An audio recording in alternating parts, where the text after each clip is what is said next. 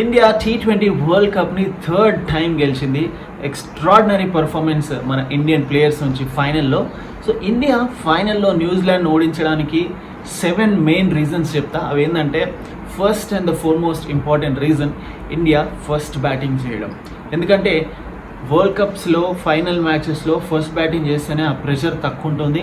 And second batting చేసేటప్పుడు కొంచెం target చేసింగ్లో calculative innings ఆడాలి కాబట్టి కొద్దిగా కష్టంగా మారే ఛాన్సెస్ ఎక్కువగా ఉంటాయి.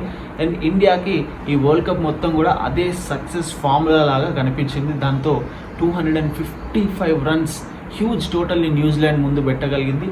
96 రన్స్తోనే గెలవగలిగింది. And reason number 2, sensational Sanju Samson. Quarter ఫైనల్లో, సెమీఫైనల్లో అండ్ ఫైనల్లో hat trick of half century score చేయడం ఆషామాషి విషయం కాదు. అందులోనూ అసలు ప్లేయింగ్ 11లో ఛాన్సే రాదు అనుకున్న సంజు శాంసన్ ఒక కీ ప్లేయర్గా, మెయిన్ ప్లేయర్గా ఇండియన్ బ్యాటింగ్ లైనప్కి మెయిన్ పిల్లర్గా మారాడు. And player of the tournament కూడా తీసుకున్నాడు.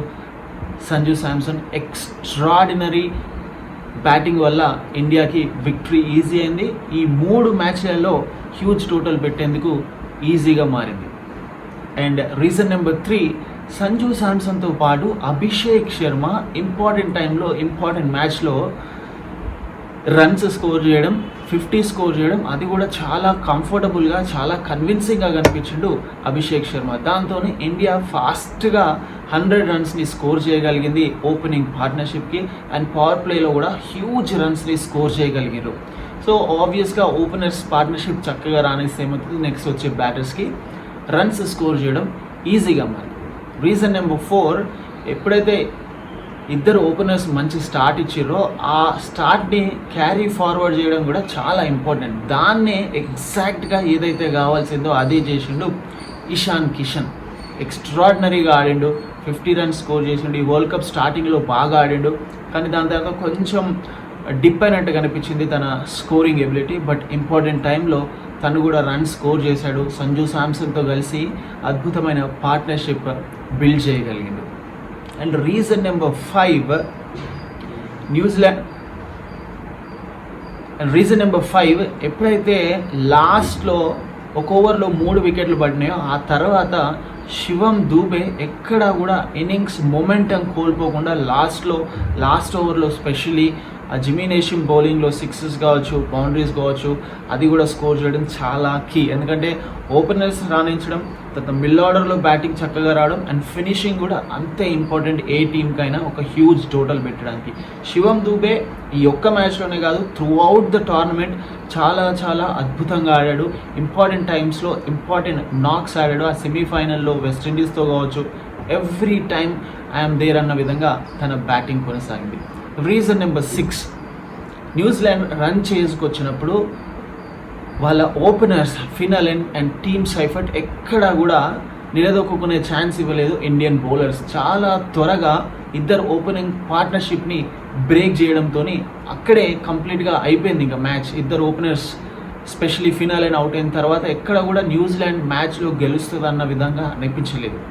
And reason number 7, local boys Akshar Patel and Jasprit Bumrah అద్భుతంగా బౌలింగ్ చేశారు. స్పెషలీ అక్షర్ పటేల్ మాత్రం ఆ ఇంపార్టెంట్ వికెట్ తీయడంతో ఆ పార్ట్నర్షిప్ బ్రేక్ అయింది ఓపెనర్స్ది. దాంతో ఇండియా కంఫర్టబుల్గా రెగ్యులర్ ఇంటర్వెల్స్లో వికెట్స్ తీసుకుంటూ వెళ్ళగలిగింది. అండ్ దెన్ లాస్ట్లో మన బుమ్రా, జస్ప్రీత్ బుమ్రా ఏమన్నా బౌలింగ్, 4 వికెట్స్ తీసుకున్నాడు. మ్యాన్ ఆఫ్ ద మ్యాచ్ ఫైనల్లో వచ్చింది. ఎక్స్ట్రాడినరీ బౌలింగ్, తన స్లోవర్ వన్స్తో న్యూజిలాండ్ బ్యాటర్స్ని చాలా చక్కగా బౌల్తా కొట్టించగలిగాడు. But what an extraordinary victory ఇండియాకి. అద్భుతంగా ఆడారు. అసలు ఏ టీం కూడా వరల్డ్ కప్ని వరుసగా కన్సిక్యూటివ్గా గెలవలేదు అన్న రికార్డ్ని బ్రేక్ చేసి గెలిచారు. హోమ్ టీం వరల్డ్ కప్ గెలవలేదన్న రికార్డ్ని బ్రేక్ చేశారు. న్యూజిలాండ్తో ఇండియాకి రికార్డ్ సరిగా లేదన్న దాన్ని రికార్డ్ని బ్రేక్ చేశారు. ఎటు చూసినా కూడా రికార్డ్స్ అన్నీ కూడా బ్రేక్ చేశారు. అండ్ ఫైనల్లో 255 runs. Wow.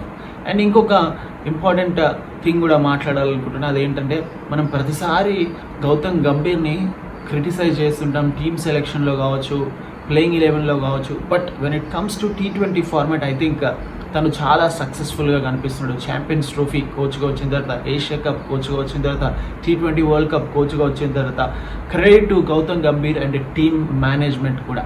And also special mention to Suryakumar Yadav. Yes, first match యూఎస్ఏతోనే అద్భుతంగా ఆడాడు. దాని తర్వాత ఇండియా అవసరమైనప్పుడు తను రన్ స్కోర్ చేయలేదు. అండ్ ఇన్ఫ్యాక్ట్ ఫైనల్లో కూడా golden duck, but still as the captain తను చాలా చక్కగా టీంని లీడ్ చేశాడు. అండ్ హిస్టరీలో లెజెండ్ సరసన తను కూడా నిలిచాడు.